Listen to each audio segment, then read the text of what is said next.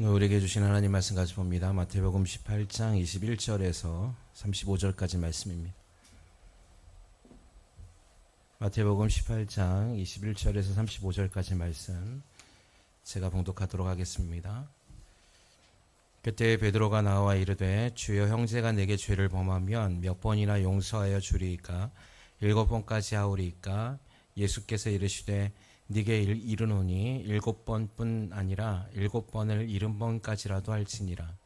그러므로 천국은 그 종들과 결산하려 하던 어떤 임금과 같으니 결산할 때에 10,000달란트 빚진 자 하나를 데려오매 갚을 것이 없는지라. 주인이 명하여 그 몸과 아내와 자식들과 모든 소유를 다 팔아 갚게 하라 하니 그 종이 엎드려 절하며 이르되 내게 참으소서 다 갚으리이다 하거늘 그 종의 주인이 불쌍히 여겨 놓아 보내며 그 빚을 탕감하여 주었더니 그 종이 나가서 자기에게 100데나리온 빚진 동료 한 사람을 만나 붙들어 목을 잡고 이르되 빚을 갚으라 하매 그 동료가 엎드려 간구하여 이르되 나에게 참아 주소서 갚으리이다 하되 허락하지 아니하고 이에 가서 그가 빚을 갚도록 옥에 가두거늘 그 동료들이 그것을 보고 몹시 딱하게 여겨 주인에게 가서 그 일을 다 알리니 이에 주인이 그를 불러다가 말하되 악한 종아 네가 빌기에 내가 내 빚을 전부 탕감하여 주었거늘 내가 너를 불쌍히 여김과 같이 너도 내 동료를 불쌍히 여김이 마땅하지 아니하냐 하고 주인이 노하여 그 빚을 다 갚도록 그를 옥졸들에게 넘기니라. 너희가 각각 마음으로부터 형제를 용서하지 아니하면 나의 하늘 아버지께서도 너희에게 이와 같이 하시리라. 아멘. 따라합니다. 죄의 유전을 끊는 방법. 이 말씀을 통하여서 우리 안에 있는 죄에 유전되어진 죄를 끊어버리는 저와 여러분의 삶이 되길 주님의 이름으로 소망합니다. 여러분, 유명한 강사 중에 김창옥이라는 강사가 있습니다. 여러분 아마 알고 계실 텐데 이분이 많은 강의를 하러 다니시죠. 근데 제가 이분의 강의를 들을 때마다 느끼는 것이 있는데 그게 뭐냐면 저뿐만 아니라 많은 사람들이 이분의 강의를 들을 때 많은 위로를 받아요. 그리고 또 힘을 얻고 또 때로는 웃기기도 하셔서 재미도 있습니다. 근데 이제 가만히 제가 이분이 강의하는 것을 이렇게 듣고 있다가 깨달은 한 사실이 있었는데 그것이 그분이 하는 말이 하나같이 세상의 가치 기준을 때문에 아파하고 힘들어하는 자들에게 그 문제가 어디 있는가를 이렇게 얘기할 때 다 사람들의 관계적 문제에 있음을 얘기하는 것을 보게 됐습니다. 그리고 그 관계로부터 어떻게 사랑을 실천하고 위로해 줄 수 있는지를 도전하는 말들이었어요. 그래서 이분이 교회를 다니는가 이렇게 조사를 해봤더니 교회를 다니시더라고요. 그래서 이분이 하는 말들 가운데 이 강의 중에 한 강의 제가 전하는 것보다 이분이 그 표정과 재치 있는 언어가 있어서 한번 여러분에게 오늘 말씀하고 연결되어져 있어서 한번 영상을 하나 보도록 합니다. 엄마들 있잖아요. 그 놀아본 엄마들이 용서를 잘해줘요. 왜냐하면 지가 용서받을 짓을 많이 해봤거든요. 노는 과정에서. 그러면 이제 남편하고 애가 잘못하면 어쩜 그럴 수 있어 네가? 이렇게 하는 게 아니라 사람은 실수하고 실패하면서 크는 거야. 너 실수 안 할 수 없고 실패 안 할 수 없고 안 하려고 할 필요도 없어. 그러니까 네가 기억해야 될 건 네 실수와 네 실패와 네 잘못이 아니야. 너 잊어버려. 그리고 네가 잊지 말아야 할 것은 네가 아무리 그래도 엄마가 너 같은 자리에서 기다리고 있다는 사실이야. 이제 너 들어가서 편하게 일 봐. 엄마도 담배 한 대 태우고 들어갈게. 네 행동이 마음에 들진 않지만 엄마는 너를 수용해. 저 말을 이렇게 들어보면 위로가 되죠. 저 말을 들으면 또 힘이 나기도 하고 또 우리 관계를 어떻게 해야 될지에 대해서 조금 깨닫게 되는 경우도 있습니다. 저분이 하는 말들이 다 이렇게 한번 이렇게 정리를 해보면 이런 말들로 가득 씌어진 책이 있는데 그것이 성경이라는 것을 알게 됩니다. 우리는 용서받기 원하고 사랑받기 원하고 수용해주는 사람을 찾습니다. 근데 주님이 늘 우리에게 행하시는 말씀이 뭐냐면 용서와 긍휼과 사랑과 위로의 말씀이시죠. 그리고 내가 너희를 언제까지든 수용해 줄 수 있다. 내게로 돌아오라 라고 말씀하시는 것을 볼 수 있게 된다는 것입니다.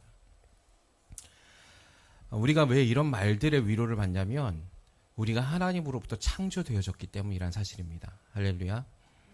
우리는 하나님의 형상을 따라 지음받았기 때문에 우리는 본질적으로 사랑을 해주고 사랑을 받기를 원한다는 것이에요. 그리고 이러한 사랑들이 깨어져 버린 이 세대 가운데서도 수많은 사람들이 아파하고 힘들어하고 눈물을 흘리고 있지만 그 마음의 본질과 중심에는 누군가가 나를 사랑해 주기를 원하고 있다는 것입니다. 그런데 문제는 왜 우리의 세상에서 이런 말을 듣고 위로를 받지만 나의 삶에서는 사랑보다는 책망과 사랑보다는 긍휼보다는 누군가를 시기하고 질투하고 미워하는 일을 우리는 표면적으로 더 많이 행하며 살아갈 수밖에 없는지, 그것을 성경은 정확하게 이야기하고 있습니다. 창세기에 보면 하나님의 임재와 하나님의 사랑과 긍휼이 충만했던 곳이 에덴이라고 말씀해 주셨습니다. 그곳에서는 하나님께서 주시는 모든 생명이 넘쳐나는 곳이었거든요. 근데 우리가 잘 알고 있듯이 이 창조되어졌던 이 에덴 동산에서 있었던 아담과 하와가 이 하나님의 생명이 있는 충만한 은혜의 장소인 이 에덴을 쫓겨나는 일을 당하게 됩니다. 그 이유를 성경은 단 하나로 정확하게 말씀하고 있는데 그것은 죄 때문이었다라고 기록하고 있죠. 에덴에서 쫓겨나기 전에 죄를 지었던 아담과 하와의 삶에서는 아담이 하와를 봤을 때 제일 먼저 고백했던 게 뭐냐면 이는 내 뼈 중에 뼈요 살 중에 살이다 라고 고백했을 정도로 사랑과 그리고 위로와 긍휼과 평안이 있었습니다. 그래서 저 사람은 나와 같은 사람이다 라고 고백한 것이죠. 하와는 나의 일부분이다 라고 고백했던 것입니다. 별개의 독립된 존재를 본 것이 아니라 저 또한 나와 같은 한 사람으로서 나와 같은 아픔을 느끼고 내가 사랑해 줘야 할 대상으로 본 것이죠.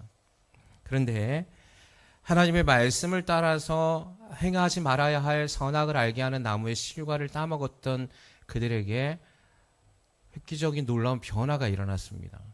그것은 나를 사랑하고 나와 같은 존재라고 했던 아담의 입에서 너는 나와 다르다라는 개념이 나오기 시작합니다. 창세기 3장 8절에 보니까 이렇게 얘기하고 있는데 그들이 그날 바람이 불 때 동산에 거니시는 여호와 하나님의 소리를 듣고 아담과 그 아내가 여호와의 하나님의 낯을 피하여 동산 나무에 숨은지라. 여호와 하나님이 아담을 부르시며 그에게 이르시되 네가 어디 있느냐. 이르되 내가 동산에서 하나님의 소리를 듣고 내가 벗었으므로 두려워하여 숨었나이다. 이르시되 누가 너의 벗었음을 네게 알렸느냐. 내가 네게 먹지 말라 명한 그 나무의 열매를 네가 먹었느냐. 아담이 이르되 하나님이 주셔서 나와 함께 있게 하신 여자 그가 나무 열매를 내게 주었으므로 내가 먹었나이다 라고 고백하더라는 거예요. 뭡니까? 자신의 죄에 대한 책임을 전가하고 있어요. 자신이 따먹은 거잖아요, 사실은. 근데 그것을 따먹었던 이 죄의 원인 제공자는 저 여자 때문이에요 라고 얘기하고 있는 겁니다.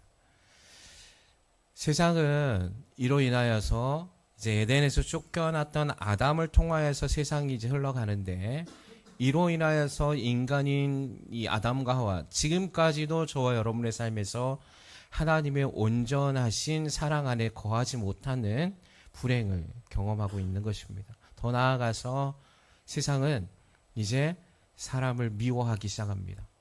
그리고 질투의 대상으로 보기 시작하고 시기의 대상으로 보기 시작합니다. 그것이 창세기 4장의 사건에서 나타납니다. 가인과 아벨은 형제지간이었음에도 불구하고 그들 간에 이익되는 부분에 있어서 그것을 빼앗겼을 때 사랑이 아니고 용서가 아니라 대신 살인이라는 그 행동을 통하여서 자기의 죄를 정당화하려 했던 가인의 모습을 보게 되는 것이죠. 지금도 우리는 많은 일들에 있어서 미워하고 시기하고 질투하고 다투고 싸웁니다.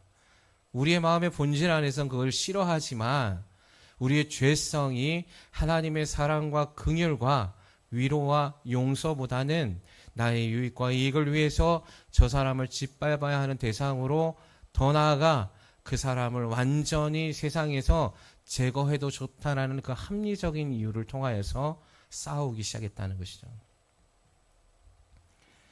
인류는 하나님의 임재의 풍성한 사랑과 긍휼과 동행의 장소인 에덴에서 쫓겨남으로 통하여서 이 세상에서 번뇌와 고통과 이제 미움과 다툼과 더 나아가 하나님과 원수된 것뿐만 아니라 인간과 인간 사이의 관계에서도 원수를 만들어내는 사회적인 것들을 만들어내기 시작했습니다. 더 나아가서 이 유전된 죄, 하나님과 단절되고 하나님과 원수가 되어졌던 이 아담의 죄가 대대손손 자손들에게 전이되기 시작했습니다. 그래서 모든 사람은 원죄를 가지고 태어나죠. 하나님과 단절되었고 하나님과 원수가 되었던 인간에게 있어서 하나님께 나아갈 수 있는 길은 막혀버리게 된 것입니다. 그래서 로마서 8장 7절에는 우리와 하나님의 관계를 이렇게 얘기합니다. 육신의 생각은 하나님과 원수가 되나니 이는 하나님의 법에 굴복하지 아니할 뿐 아니라 할 수도 없습니다. 즉 세상과 단절되어 있는 모든 사람은 하나님과 원수가 되어진다라고 말하고 있는 것이죠. 더 나아가서 이렇게 원수가 된 세상에 있었던 세상의 기준으로 살아오는 모든 인간은 하나님의 법에 굴복하지 아니할 뿐만 아니라 하나님의 법에 굴복할 수 없게 된다라고 말씀하고 있습니다. 즉 그 유전된 죄로 인하여서 서로를 미워하게 만들었고 시기하게 만들었고 원수를 만들어 내기 시작한 것입니다. 하나님과 원수가 되게 만든 죄가 인간과 인간 사이의 관계에서도 원수가 되게 만들었다는 것이죠. 그래서 예수님은 우리에게 도전적인 질문을 하시는 겁니다. 뭐냐면 내 원수를 사랑하라. 할렐루야. 쉽지 않습니다. 그렇죠? 왜 쉽지 않을까요? 우리가 너무나 세상에서의 익숙한 문화 가운데서 살아왔기 때문이라고 얘기합니다. 자, 그렇다면 이 죄의 유전이 우리 아버지 때, 할아버지 때 나에게서 내 자녀에게도 동일하게 유전되어진다는 사실이죠. 근데 어느 누구도 어느 부모도 우리 모든 자녀들이 이 땅 가운데서 서로 원수가 되어서 살아가는 것을 원하는 사람은 아무도 없을 겁니다. 예수님도 이 사실을 아셨기 때문에 이 땅 가운데 오시면서 그 죄의 유전을 끊어낼 수 있는 방법이 있음을 말씀하고 계시는 것이에요. 죄의 유전을 끊어버릴 수 있는 방법은 크게 두 가지를 나타내고 있습니다. 첫 번째는 따라합니다. 오직 예수 그리스도.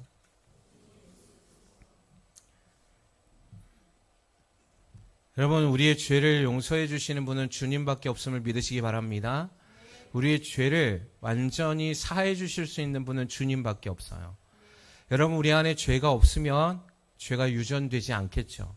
우리 안에 죄의 용서가 있으면 이 죄의 용서로 통하여서 우리 자녀들에게 내가 가지고 있는 죄가 유전되지 아니할 수 있을 겁니다. 마태복음 26장 28절에 이것은 죄 사함을 얻게 하려고 많은 사람을 위하여 흘리는 바 나의 피 곧 언약의 피라라고 주님은 말씀하고 계십니다. 주님 우리의 죄를 용서해 주시길 원하셨고 우리의 죄를 위해서 십자가의 달리심을 통하여서 죄 용서 받았음을 믿으시길 바랍니다. 죄가 단절되었다라고 주님은 말씀하고 있거든요.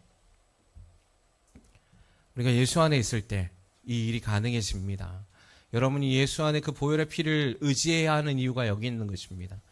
그럼에도 불구하고 우리가 날마다 그 죄의 유전 안에서 싸워야 함을 여러분 잊지 않길 바랍니다.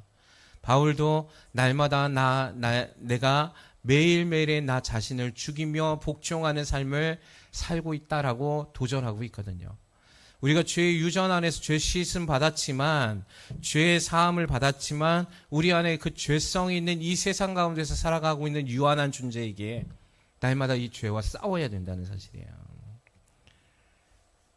주님은 더 나아가서 많은 사람들을 위해서 죄 사함을 받게 하기 위해서 모든 사역을 감당하셨음을 성경이 말씀하고 있습니다. 누가복음 24장 46절에 동일하게 이렇게 얘기하고 계시는데 또 이르시되 이같이 그리스도가 고난을 받고 제3일에 죽은 자 가운데서 살아날 것과 또 그의 이름으로 죄 사함을 받게 하는 회개가 예루살렘에서 시작하여 모든 족속에게 전파될 것이 기록되었으니 너희는 이 모든 일의 증인이라 라고 말씀하고 있습니다. 주님은 모든 인류가 죄 사함 받기를 원하셨습니다. 시작은 예루살렘에서 시작될 것이고 나아가 모든 족속에게 전파될 것이다 라고 말씀해 주고 계십니다. 우리가 이 자리에서 예수 그리스도를 믿을 수 있으면 이 예언적 하나님의 말씀이 성취되었음을 믿으시기 바랍니다. 우리가 죄 사함 받을 수 있었던 것은 예루살렘에서의 십자가에 돌아가신 예수 그리스도의 죽음을 전파한 누군가의 한 사람을 통하여 시작되었다는 것이죠. 우리가 행해야 하는 일이 바로 여기에 있습니다. 이게 교회의 본질이요 교회의 사명이죠. 교회가 세워져야 하는 이유가 여기에 있습니다. 어쨌든 여러분, 예수 그리스도는 우리의 죄의 그 모든 것을 끊어주시고 우리의 모든 죄를 용서해 주시고 죄 사함의 그 긍휼을 베풀어 주셨음을 우리는 믿어야 된다는 사실이죠. 그래서 예수님 안에만 우리의 모든 죄의 유전이 끊어질 수 있음을 고백해야 되는 것입니다. 아담의 죄가 완전히 사함받기까지 주님이 이 땅 가운데 오실 십자가의 일을, 초림하신 예수님의 사역을 위해서 구약의 곳곳에서 구속사의 이야기들을 말씀하셨습니다. 지금도 이 구속사의 관점은 제가 여러분들에게 말씀드렸지만 다시 오실 예수님, 그 재림하실 예수님의 그 사역 안에서 완성되어질 것입니다. 그리고 이 일은 지금도 현재 진행형이에요. 아직도 죽음에서 수많은 영혼들이 죄사함 받지 못하고 오늘도 죄의 유전과 죄 때문에 하나님의 심판의 형벌을 받는 수많은 영혼들이 있다는 사실이죠. 그럼에도 불구하고 교회는 이 사명을 감당해야 하는 것입니다. 우리가 어떤 상황 가운데서 아까 영상에도 보셨지만 때를 얻든지 못 얻든지 하나님의 죄 사함을 선포하고 그리스도의 사랑과 긍휼을 통해서 영생을 얻는 그 길에 우리는 한 걸음 한 걸음 달려 나아가야 된다는 것입니다. 죄의 유전을 해결해 주시는 그 예수 그리스도의 은혜는 여러분이 다 받으셨습니다. 아멘이시죠? 여러분이 죄의 유전 그리고 죄 사함을 받은 자임을 믿으시기 바랍니다. 그래서 오늘도 우리가 주님 앞에 나와서 하나님 앞에 경배와 찬양을 하는 것입니다. 근데 문제는 뭐냐면 하나님과 우리 사이의 죄 사함의 관계에는 문제가 해결된 것 같은데 사람과 사람과의 관계 속에서의 죄 유전이 남아 있어요. 이 부분이 해결돼야 될 줄 믿습니다. 여러분 용서하시길 주님의 이름으로 소망합니다. 그래서 두 번째, 사람과 사람 사이에서 원수가 되어졌던 죄의 유전의 문제는 따라합니다. 용서입니다. 크게 따라하세요. 용서입니다. 네, 옆에 분들에게 인사하세요. 사랑하고 용서하시길 바랍니다. 누구를? 당신을. 옆에 분들에게 인사해요. 당신을 사랑하고 용서합니다.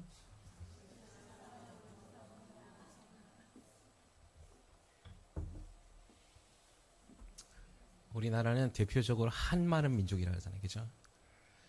이 한이 많다는 건 뭐냐면 용서하지 못한 문제가 많다는 거예요. 여러분, 하나님과 우리 사이에 가로막혔던 죄의 문제는 해결되어졌지만 더 나아가 우리가 사람과 사람, 인간과 인간 사이에 가지고 있는 죄의 문제가 남아있으면 안 된다는 것입니다. 근데 그것을 해결할 수 있는 유일한 방법, 예수 그리스도를 통하여서 그 사랑을 전달하고 용서해야만 된다는 것이죠. 여러분, 이게 놀라운 비밀인데요.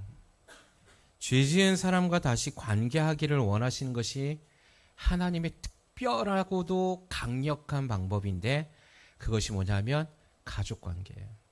따라하세요. 가족관계. 네.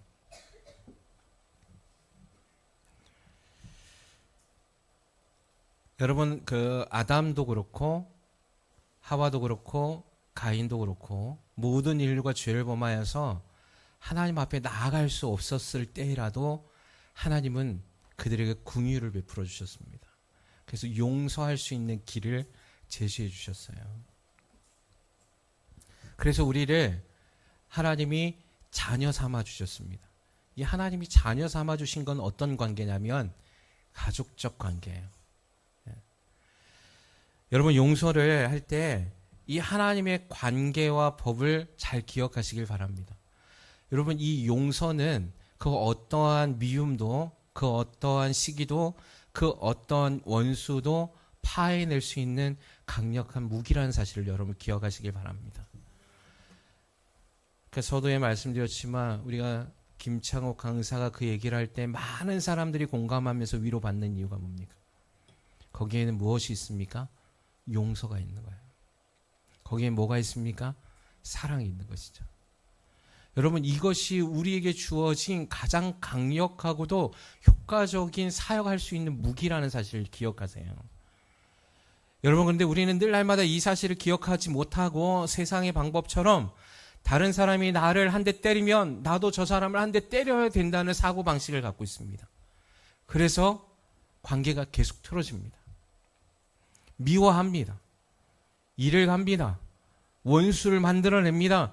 그래서 원한을 갖게 만듭니다.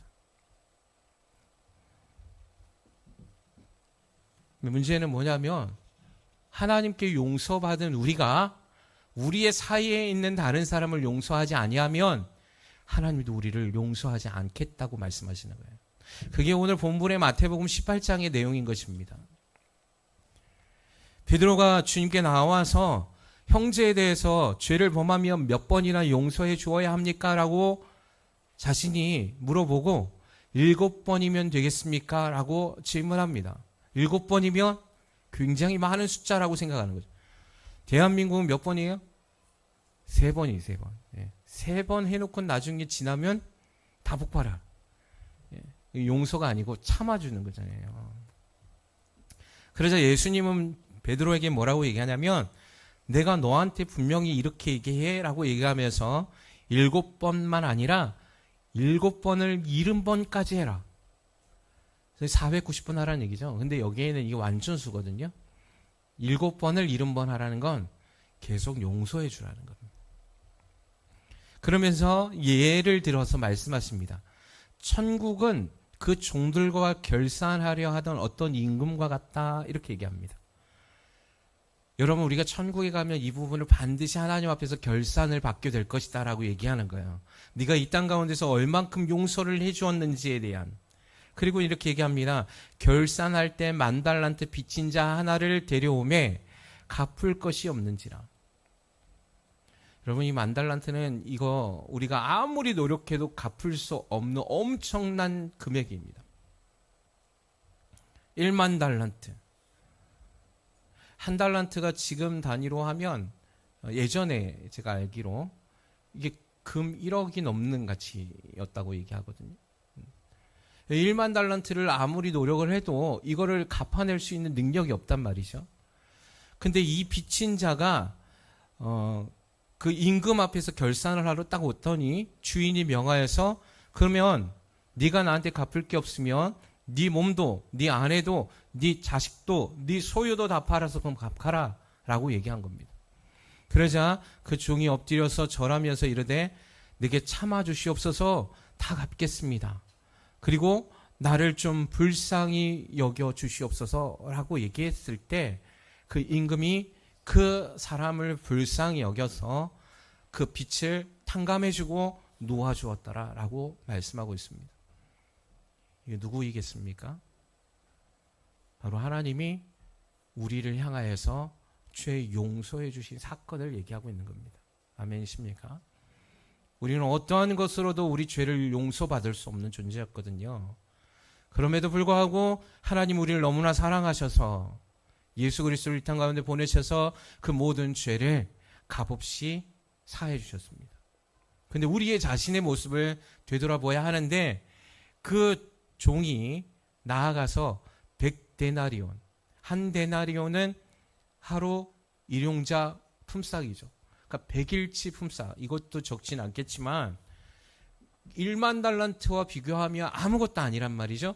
근데 이 사람이 그 100데나리온 빚진 자에게 가서 목을 붙잡고 멱살을 잡고 갚으라고 독촉하기 시작합니다. 그 사람도 동일하게 자신처럼 나를 좀 용서해 주시고 조금만 기다려 주시옵소서. 내가 다 갚겠습니다. 긍휼을 여겨 주시옵소서라고 얘기했는데 그렇게 하지 않았죠.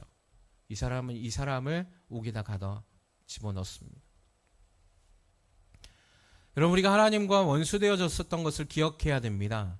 하나님과 원수되어졌을 때 하나님은 우리에게 아무런 조건 없이 우리의 죄를 용서해 주셨습니다. 그리고 그 사실을 통하여서, 그 일을 통하여서 하나님과 우리가 가족관계인 자녀가 되었음을 우리는 기억해야 된다는 것이죠. 더 나아가 하나님은 지금 이 땅 가운데서 그 자녀의 권세를 통하여서 또 다른 가족관계를 만들기 원하는데, 그것이 뭐냐면 사람과 사람, 인간과 인간, 교회의 성도와 성도의 관계 속에서 이 사랑의 가족관계를 만들어내길 원하고 계신다는 것입니다. 근데 우리는 그렇게 하지 않는 것 같아요. 우리는 너무나 미워합니다. 시기하고 질투합니다. 비방합니다. 이간질합니다.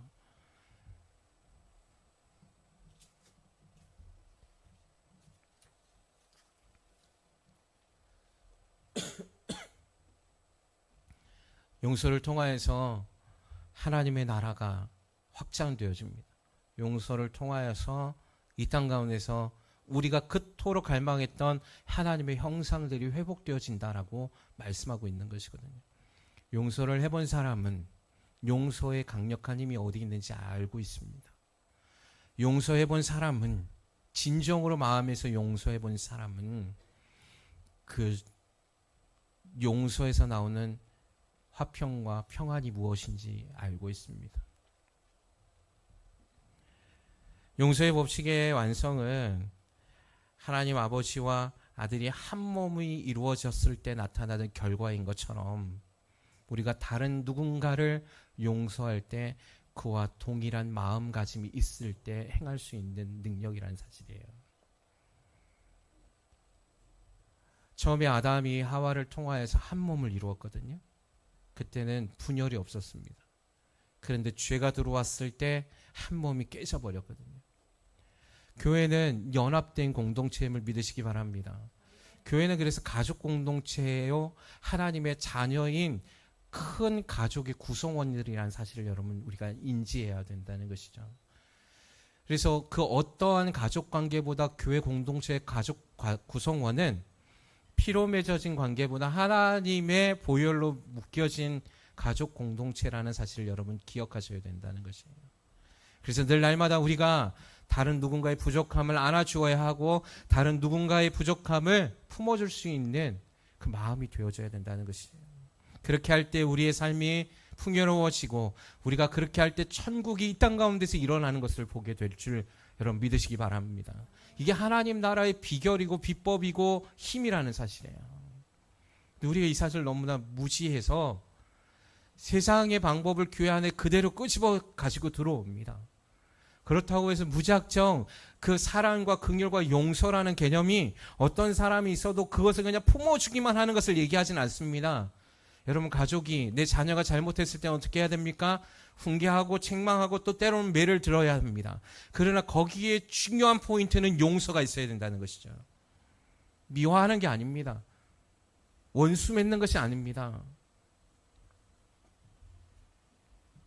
더 나아가 이 용서의 법은요, 완전한 용서의 방법은 어디서부터 시작되냐면 회개에서부터 시작될 수 있어요.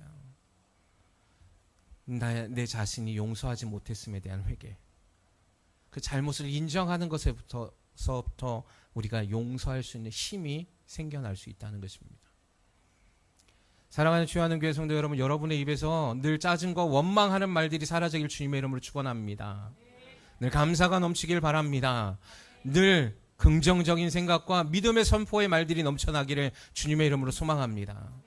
때로는 어떤 사람들이 이 무지함 가운데서 하나님의 사랑과 긍휼과 용서치 못하는 마음들로 인해서 이간질할 수 있는 사람들이 있을 수 있습니다. 그럼에도 불구하고 우리는 그들을 용서해야 합니다. 그들을 끝까지 품어야 합니다. 더 나아가 그들을 사랑해 준다면 그들을 하나님의 말씀으로 권면할 수도 있어야 된다는 것이죠. 그것이 가족 공동체라는 사실이에요. 근데 많은 사람들이 이 가족 공동체에 속해 있다고 말은 하지만 진정한 가족 공동체의 일원으로서는 살아가지 않습니다. 형식적인 가족 공동체. 그래서 좋은 말만 해주려고 합니다. 듣기 싫은 말은 저 사람이 나와의 관계가 틀어질 거에 대한 두려움 때문에 하지 않으려고 합니다. 그리고 용서는 회개에서 시작된다는 말. 여러분, 우리가 정말 딱 우리의 마음 가운데 결단해 그 사랑을 마음을 통하여서 그에게 권면해 줄 때 그가 회개할 수 있는 자리로 나아갈 수 있다는 사실이에요. 여러분, 고린도후서에 보면 바울이 고린도 교회를 향하여서 이 말을 합니다. 무슨 말을 하냐면 고린도 교회를 통하여서 바울이 정말 따끔한 권면과 질책을 하거든요. 그들의 죄성을. 그리고 나서 고린도후서에서 기록하길 뭐라고 얘기하냐면 내가 너희를 근심하지 않는 것이 나의 진짜 마음이다라고 얘기합니다. 너희로 근심하지 않게 하기 위해서 내가 너에게 가고 싶지만 지금은 가지 않겠다라고 얘기합니다.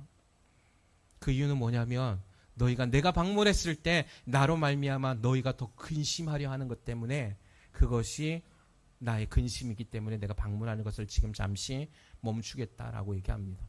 그리고 거기에 말미에 이렇게 얘기합니다. 내가 너희를 사랑하고 있다. 네. 내가 너희를 용서하고 있다는 것입니다. 그래서 용서의 관점으로 그들을 바라보고 있다는 것이죠. 여러분, 이 회개라는 이 히브리어 단어가 슈브라는 단어인데요. 이 회개라는 것이 뭐냐면 원래 자리로 되돌아가다라는 뜻이 있습니다. 네.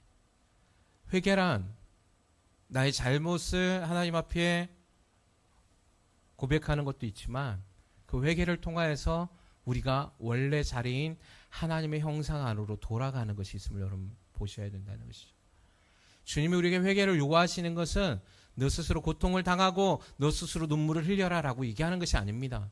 회개의 진정한 의미는 너는 나의 자녀니 내게로 되돌아오라라는 그 시점이 회개에서 출발한다라고 말씀하고 있는 것이거든요. 그래서 용서는 반드시 회개와 함께 시작되어져야 되는 것입니다. 회개 없는 용서는 거짓된 것이에요. 회개 없는 용서는 가짜인 것입니다. 그래서 내가 진짜 옆 사람을 용서한다라는 건 나 자신이 용서하지 못했던 그 마음을 진심으로 하나님 앞에 회개함을 통하여서 시작될 수 있습니다. 나 자신이 누구인가를 깨닫는 것이죠. 1만 달란트 빚진 자가 하나님 앞에서 그 임금 앞에서 그 회개하는 척했던 건 가짜인 것이거든요. 용서하지 못한다면 우리는 하나님 앞에서 하나님의 그 심판대 앞에서 우리도 동일한 심판을 받게 될 것이다라고 성경은 기록하고 있는 것이죠.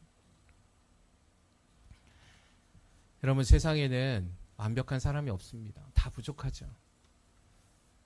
근데 우리는 그 완벽하지 않은 사람들의 모임이기에 더 하나가 될 수 있음을 여러분 보셔야 된다는 것입니다. 그래서 교회는 다양성으로 하나님이 창조해 주셨습니다. 모두가 다 똑같으면 다양성이 없고 모두가 다 똑같으면 한 가지 일에만 모든 걸 잘 해낼 수밖에 없거든요. 그래서 하나님은 다양성이 있는 모두를 불러주셔서 한 가족이 되게 하셨습니다. 어떤 사람은 이런 일을 잘하고 어떤 사람은 저런 일을 잘하고 어떤 사람은 저런 부족함이 있고 어떤 사람은 이런 부족함이 있기에 그 부족함을 채워줄 수 있는 공동체가 되기를 주님은 원하고 있는 것이거든요. 하나님은 이 땅 가운데 세상을 창조하셨을 때 가족 구성을 먼저 창조하셨습니다. 왜 가족 구성을 먼저 창조하셨을까요? 바로 하나님의 나라는 가족 구성원이 되길 원하셨기 때문이라는 사실이에요. 그것의 확장이 교회의 구성원들입니다. 이것이 더 나아가 세상 모든 열방으로 흩어져 나가길 원하는 것이 주님의 뜻이라는 사실입니다.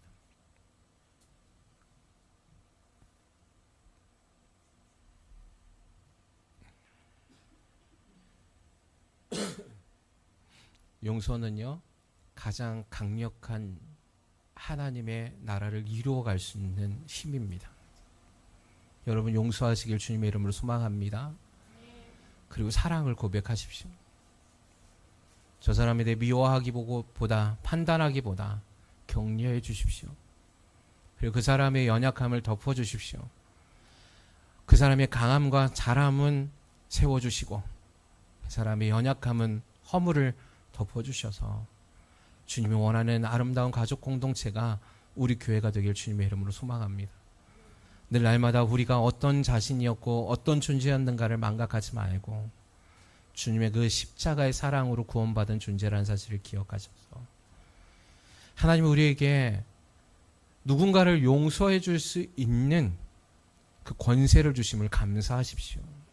그것이 예수 믿는 자들의 권세 아니겠습니까? 그래서 주기도문에서도 주님 그렇게 얘기하셨습니다.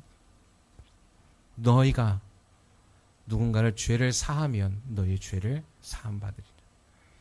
조건은 뭐냐면 하늘에선 이미 죄 사함을 받았다는 사실입니다. 근데 너희에게 그 권세를 허락한다고 얘기하시는 것이죠. 여러분, 죄 사함의 권세는 주님께만 있습니다. 그런데 이제 누군가를 용서할 수 있는 권세를 우리에게 부여해 주신 거거든요. 용서를 통하여서 또 다른 하나님의 나라가 확장되어지길 간절히 원하고 계시는 것이에요. 마태복음 6장 14절에 주님이 이렇게 얘기하셨습니다. 너희가 사람의 잘못을 용서하면 너희 하늘 아버지께서 너희 잘못을 용서하시려니와 너희가 사람의 잘못을 용서하지 아니하면 너희 아버지께서도 너희 잘못을 용서하지 아니하시리라. 고린도후서에 바울은 이렇게 얘기합니다. 그런즉 너희는 차라리 그를 용서하고 위로할 것이니 그가 너무 많은 근심에 잠길까 두려워하노라. 그러므로 너희를 권하노니 사랑을 그들에게 나타내라. 이것이 교회 본질임을 기억해야 합니다. 때로는 열받을 때 있습니다. 때로는 속이 터질 때가 있습니다. 그가 잘못된 길로 해서 몇 번을 얘기했음에도 불구하고 권면을 드리지 않을 때는 매를 들어야 합니다.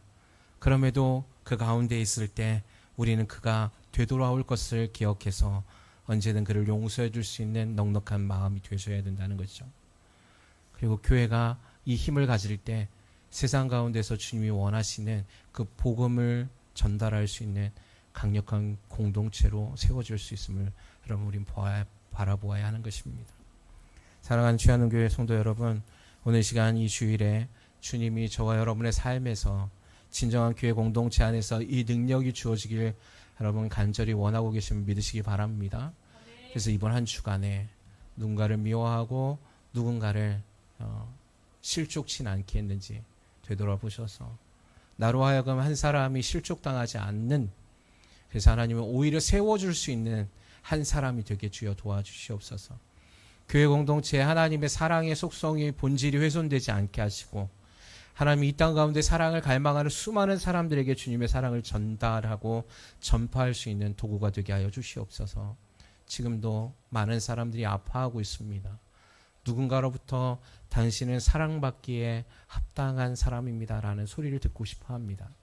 당신은 사랑받기 위해 태어난 사람이라는 말을 듣고 싶어 하는 것이죠. 너는 이것 때문에 이렇고 넌 이것 때문에 이렇고 징계받기를 원하는 것이 아닙니다. 우리도 주님 앞에 늘 소망하는 것은 주님 우리를 사랑해 주길 원하는 거 아니겠습니까? 그래서 여러분 우리 교회가 이 믿음으로 주님 앞에 한 걸음 달려나가고 우리 교회 공동체가 이 마지막 때에 거룩한 하나님의 사랑의 빛을 전파할 수 있는 아름다운 교회가 되기를 주님의 이름으로 축원합니다.